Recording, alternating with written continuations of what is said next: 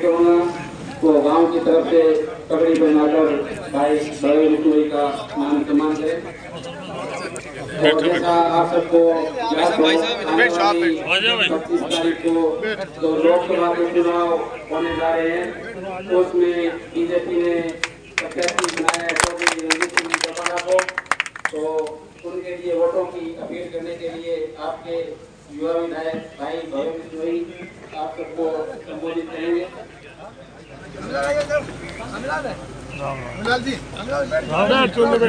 अब अनुरोध करूंगा भाई भव्य विष्णु जी से वो आए और चौधरी रणजीत सिंह चौटाला जी के लिए मतों की अपील करेंगे।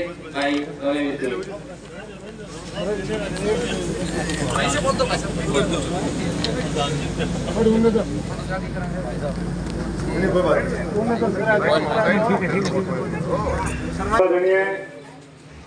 पिताजी के शब्दों के साथी श्री रणधीर बनियाल जी, आदरणीय देवीवीर जी, मानसिंह चेयरमैन जी, ठाकुर दत्त जी,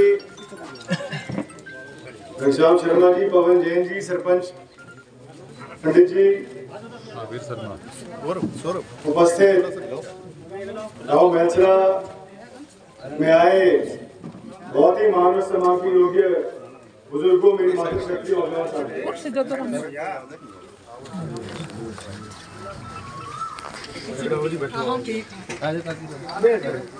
सर्वप्रथम इतनी गर्मी के मौसम में भी आप सभी यहाँ आए।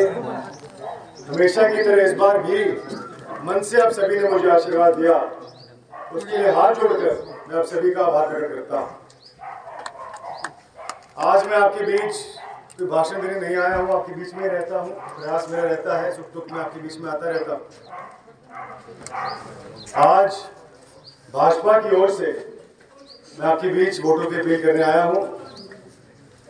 आपका पोता, आपका बेटा, आपका भाई होने के नाते हाथ जोड़कर आपसे प्रार्थना करता हूँ कि आने वाले 25 मई को आप ज्यादा से ज्यादा संख्या में अपना एक एक कीमती वोट कमल के सामने वाला बटन दबाकर भाजपा के प्रत्याशी चौधरी रणजीत सिंह जी को विजयी बनाने का काम करें और लोकसभा भेजने का आप काम करें। ये चुनाव कोई साधारण चुनाव नहीं है। ये चुनाव आपके, हमारे और भारत के भविष्य का चुनाव है। ये चुनाव पिछले 10 वर्षों में मोदी जी द्वारा किए गए भूतपूर्व विकास कार्यों पर मोहर लगाने का चुनाव है। ये चुनाव मोदी जी के विकसित भारत के सपने को पूरा करने का चुनाव है। ये चुनाव किसान, मजदूर, व्यापारी, महिला, नौजवान, समाज के सभी वर्गों की उन्नति का चुनाव है। आप सभी इस बात के गवाह कि 10 सालों के अंदर मोदी जी ने राजनीति और जनसेवा की परिभाषा को बदलने का काम किया। कोई भी क्षेत्र हो, स्वास्थ्य का क्षेत्र हो, शिक्षा के स्तर को सुधारने की बात हो, रोजगार और कौशल विकास के नए अवसर युवाओं को प्रदान करने की बात हो, महिला सशक्तिकरण की बात हो, धारा 370 को समाप्त करने की बात हो, 550 साल के वनवास को खत्म करके समस्त भारतवासियों को रामलला के दर्शन करवाने की बात हो, आतंकवाद को खत्म करने की बात हो। मोदी जी ने ऐसी योजनाएं बनाई हैं इन 10 सालों के अंदर जिसकी आप और हम कल्पना भी नहीं कर सकते। तो ऐसे में यह आपका और हमारा दायित्व बनता है, जिम्मेदारी बनती है कि हम मोदी जी के हाथों को मजबूत बनाएं और तीसरी बार देश के प्रधानमंत्री बनाने में अपना योगदान सुनिश्चित करें। मैं दावे नहीं कहूंगा, आप सभी जानते हैं कि आपका और चौधरी भजनाल परिवार का एक बहुत ही लंबा, बहुत ही गहरा 56 साल का पीढ़ियों का विश्वास है, पारिवारिक रिश्ता है। बुरे से बुरे वक्त में आपने चौधरी भजनाल परिवार का साथ दिया, हमें आशीर्वाद दिया और चौधरी भजनाल परिवार ने भी हर मोड़ पर, हर कदम पर प्रयास किया है कि आपकी सेवा कर सके, आपके सुख दुख में शामिल रह सके, आपके मान सम्मान को आगे बढ़ा सके। पिताजी मुझे अक्सर कहा करते हैं, जब चुनाव भी लड़ने का मुझे सौभाग्य प्राप्त हुआ तब भी मुझे पिताजी ने कहा था कि आदमपुर हमारे लिए मंदिर के बराबर है और यहाँ के रूप भगवान के रूप है हमारे लिए। तो जाने अनजाने में भी यहाँ बेईमानी नहीं करना, लोगों के काम आना है। मेहनत से काम करना, ईमानदारी से काम करना।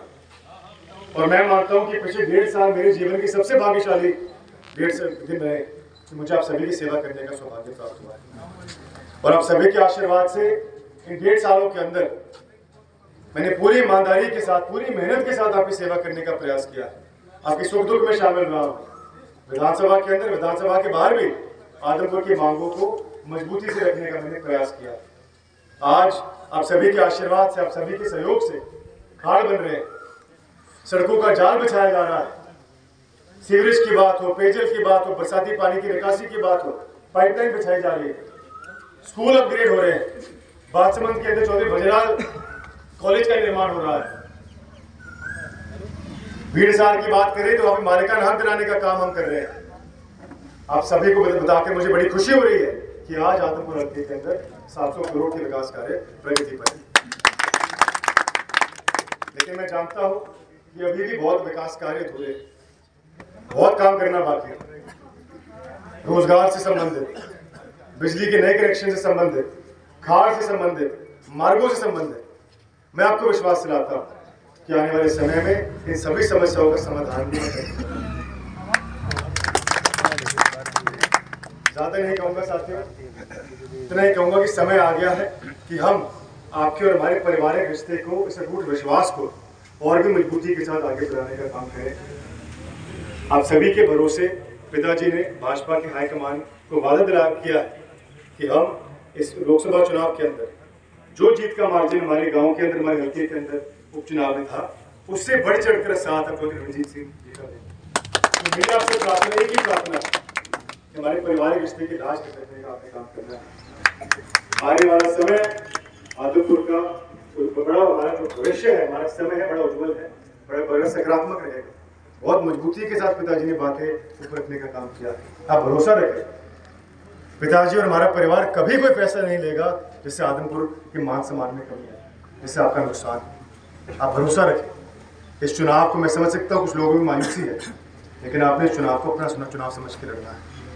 25 मई तक मैं समझता हूँ गर्मी का मौसम है, लेकिन और भी ज़्यादा गर्मजोशी के साथ आपने काम करना है। इसी आशा और उम्मीद के साथ आपका बेटा, आपका पोता, आपका भाई होने के नाते आपके बीच में आया हूँ। और मुझे आप विश्वास दिला कर जाएँ कि आप 25 मई को कमल के सामने वाला बटन दबाकर चौधरी रणजीत सिंह जी को विजय बनाकर लोकसभा भेजने का काम करेंगे। आप सभी का बहुत बहुत धन्यवाद। जय हिंद, जय भारत।